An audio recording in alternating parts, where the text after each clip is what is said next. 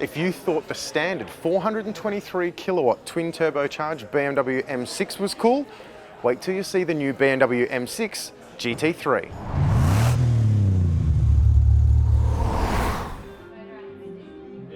We're here in Melbourne at the official unveiling of the all-new BMW M6 GT3 car, and here to run us through the little guy is the man who'll be spending most of the time in the driver's seat during the 2016 Australian GT Championship. Steve Richards, thank you. Pleasure, mate. Nice to be here. You can have a look at the beast first hand. It's a good view. Can you run us through just how different this car is from the road-going M6 and I guess where the similarities may be? Yep. So the car utilises the 4.4 litre V8 twin power turbo engine that the M6 uses.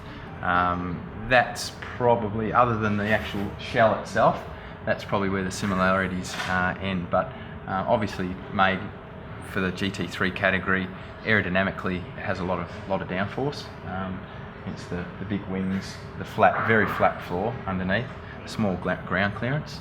And I mean, this is a purpose-built race car, so while the rules dictate that it has to look like a standard road car, it still uses the standard power plant.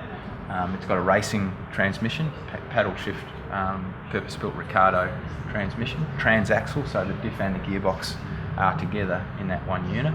And what they're trying to create there, even along with the engine position, is to have everything centrally packaged within the wheelbase. So weight transfer, the car is virtually 50-50 weight transfer, almost like a mid or rear engine car. So is the engine in the same position as it would be in a standard car? Or No, it's a lot further back. Obviously the suspension geometry, the way that utilises is spec for racing purposes as well, but the suspension's fully fabricated, made for a race car. Probably similar in terms of the way it actually operates, double wishbone, but very much suited for motor racing. And the guards look a touch wider than a standard road-going car. That's all to help with aero. It's all for a reason. Wider track as well. Wider track, bigger the tyre, but it's also spec within the GT3 regulations that the car has a maximum track width, and that's really determined by, the wider the car, the better the effective centre of gravity is, being lower.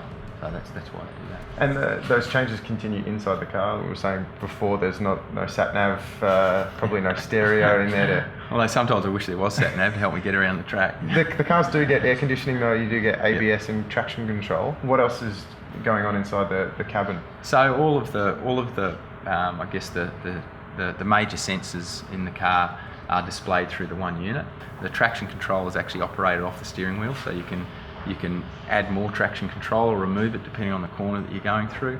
The ABS has 6 positions that you can change depending on tyre condition, depending on what track you're going to, depending on the style of corner, and it also has 7 different engine maps. So depending on a stage of the race that you're at, you might want more fuel, less fuel. Obviously more fuel, more power, but less fuel, better fuel economy. So there's times and strategy during the race that you can alter those functions, and for a minimum amount of lap time you might gain a huge amount of economy.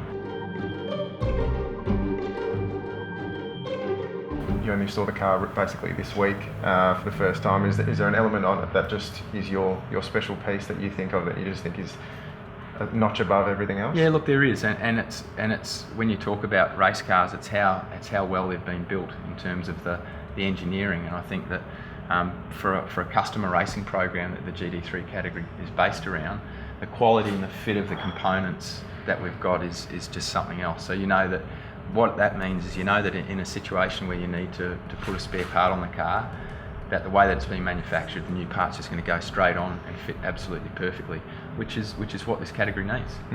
Well, thank you very much for showing us through, and I'm very jealous that you get to go drive it for a whole season. Thanks, Dave. Cheers, thank you.